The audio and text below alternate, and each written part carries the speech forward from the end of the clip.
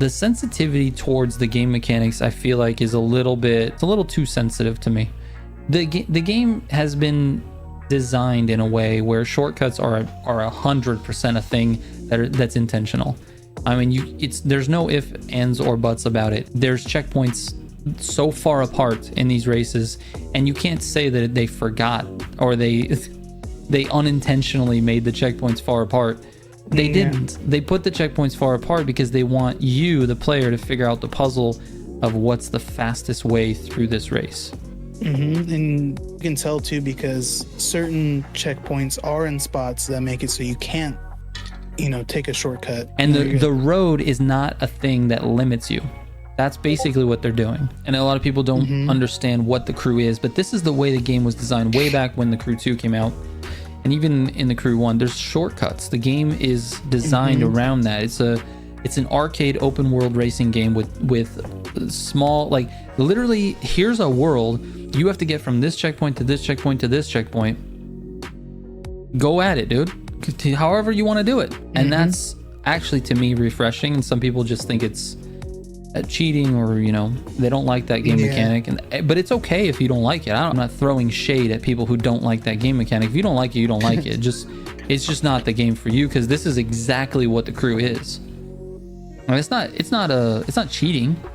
It's not cheating. Yeah. Shortcuts are not cheating. In fact, we should probably stop calling them shortcuts. We should now refer to shortcuts as the fastest path. Honestly, it's the fastest path. It is. And that is how the game was designed. And I've seen a bunch of comments in recent videos too that people are saying they can't believe all the cuts and stuff in Motorfest. It wasn't like this in the Crew 2, and I'm just like, you didn't play the game. Play the Crew 2. Like, you actually didn't play the Crew 2. It was way worse than Motorfest. Yeah. Dude, the amount of cuts and resets and everything that was in the Crew 2 is insane. Yeah, it's wild. And Mr. T says shortcuts are fine, resets are not so great. And I get that perspective 100%. And honestly, if all of the resets were taken out of the game tomorrow, I wouldn't bat an eye. I don't care. I honestly don't care. They could be there or not be there. It's just about what's the fastest path through this race. I'm gonna try to give that information to the player base so that everybody's informed, and we can all let skill be the thing that separates us. But if the players are not informed, which I feel like is our job here as a channel that covers the game, our job is to inform the player base of the things that we figure out about the game. And part of that is figuring out the resets, because that's the faster way to go through the race. It's not about supporting cheating or, supporting exploits or any of this stuff. Like, it's not a thing. When the car exploit thing came out, when people were switching their cars on summits, and that was a big deal for like a day and a half, right? I absolutely considered making a video on it, and then I decided not to. Because that is an exploit that I don't want to support, and I don't want to show people how to do. I just think it's not a good thing for the game. Resets, on the other hand, have been a part of the Crew's DNA for a long time. It's a game mechanic that can be used to go faster. It's not like intentionally using an exploit to use a different car when that car is completely, it's a required car on a summit event. The game is telling you cannot do this, and you have figured out a way to go around it.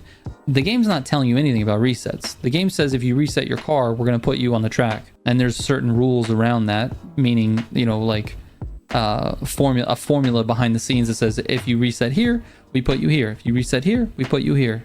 And so the players figured out where they're going to put you after you reset. That's it. Yeah, people do blow the reset stuff out of proportion too. Way these guys are like, you're not going around resetting every single corner. Like, per grand race, like maximum maybe five, if that. Yeah, max in one grand race there'd be maybe 5 corners that you can reset where it's actually going to give you any sort of advantage or whatever. Yeah, for sure.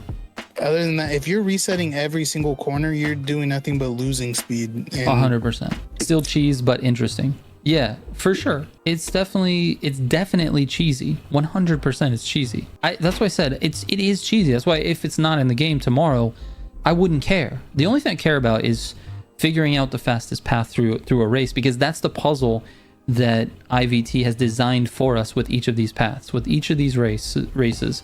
They have given us a puzzle, and I like that. I like that it's not just a race around a track that has walls up and you have to just drive good, because just driving good is also a problem, or also a thing you have to solve while racing.